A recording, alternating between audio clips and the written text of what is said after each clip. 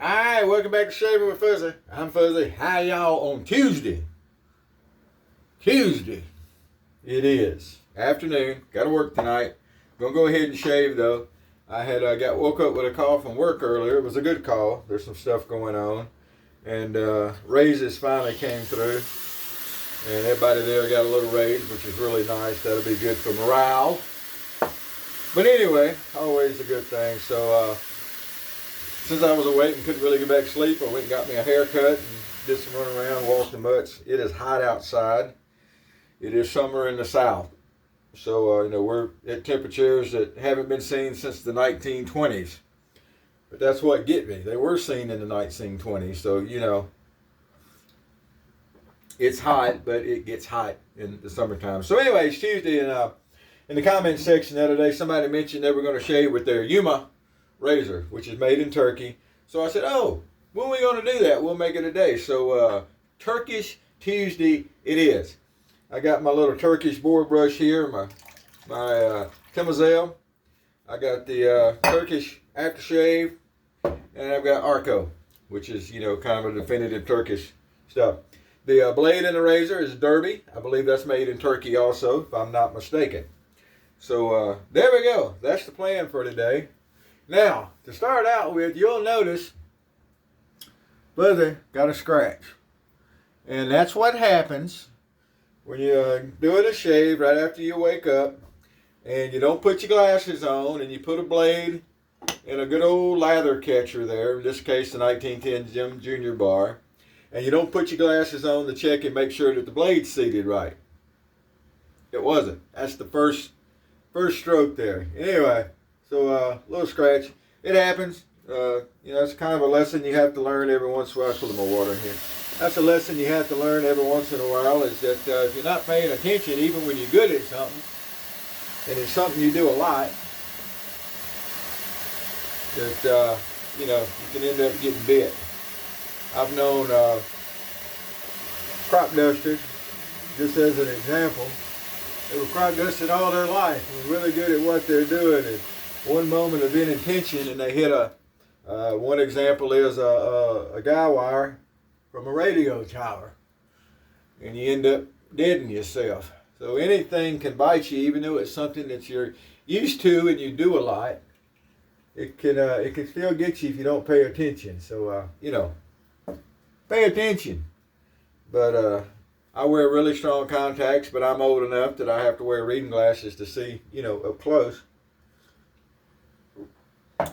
So there we go. That's your public service announcement for today.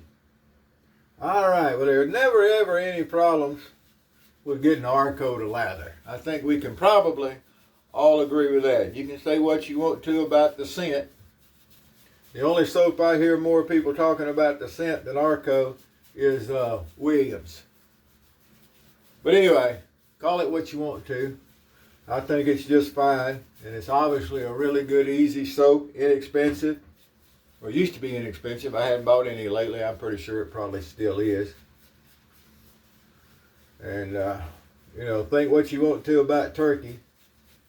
It makes some good shaving soaps. I've got some Derby around here, and I've got some from a place called the Shave Factory that is made in Turkey. And that's one that probably not everybody is familiar with. Look it up. It's worth having. It's another one of those that's not real expensive. The soap I had, you could get it in the little beginner's kit or basic kit, kind of like the VDH used to be, where it's a little brush and a bug and a soap cake, or you can just buy everything individually. And, my opinion, it's good stuff. It lathers just as good as any of the other. And there was another Turkish soap that was discontinued. G something B or GB something or something. It's like it was 3 initials. I've got some around here. And anyway, so this blade is the one that was in it from the last time I used it. And let's see. Yeah, it's going to be just fine. We're going to try not to knock the scab off that scratch right there. And that's all it is a scratch. It wasn't a real big deal.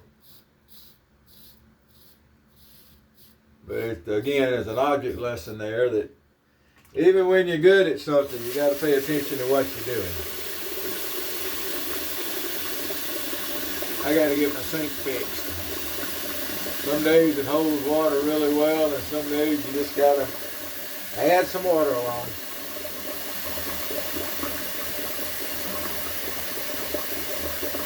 So the students are starting to show back up and all. Class will be back in session for too long at LSU here.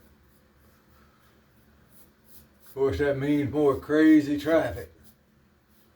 But yeah, that's the way it goes. I found out today officially that there's going to be a higher supervisor spot opening up. Of course, all of us supervisors, I'm sure, are going to put in for it, and other people are going to see it on the company's website. It's got to be posted out on the website and everything. So I might put in for it. I'm thinking about it. Qualified for it. But I'm going to have to sneak around and see if I can find out how much the pay is. But there's a whole lot involved in it, especially at this particular place. I had gotten to here a while back. I had actually gotten what's called an account manager position, and that's the person that's over the site. You have an account manager, then you have a site supervisor. Account manager, of course, handles all the scheduling, payroll, all that kind of stuff. And I actually had gotten a job. And we didn't talk about money during the interview. I figured I had an idea of what it was going to be. And but when it came right down to it and they got to discussing pay, it wasn't much more than what I was already making, and they really wanted to load up the responsibilities. In a job like that, you've got to be available 24/7 if anything happens. You know, you get woke up at night a lot with things going on, and it's just how it is, and they weren't going to pay enough. So that's another deciding factor on whether to put in for an upgrade. I'm making okay money doing what I'm doing. I'm not sure if it pays enough that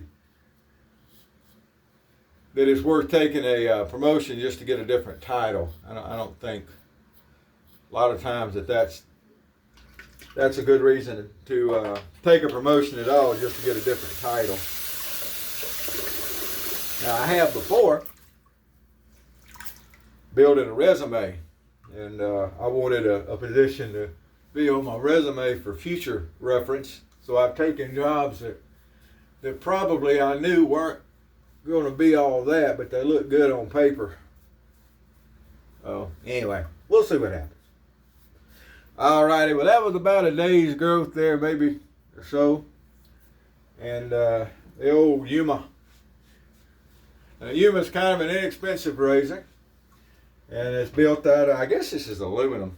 It's I'm assuming that's what it is. It's not a very heavy razor, but it does a good job. You know, two-sided thingy. I was watching a YouTube video the other day, and the guy was talking about the latest, greatest two-sided thingies and all that kind of good stuff. And he had his channel, and he's, you know, buy this, buy that, all the other. And the guy mixed up a lather, like a 2-year-old to me.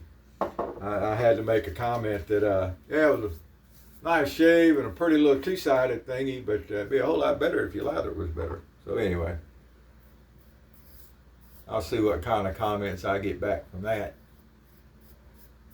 But I have a hard time not saying something over that kind of stuff. And like I said before, my biggest thing is I don't really care what they're doing.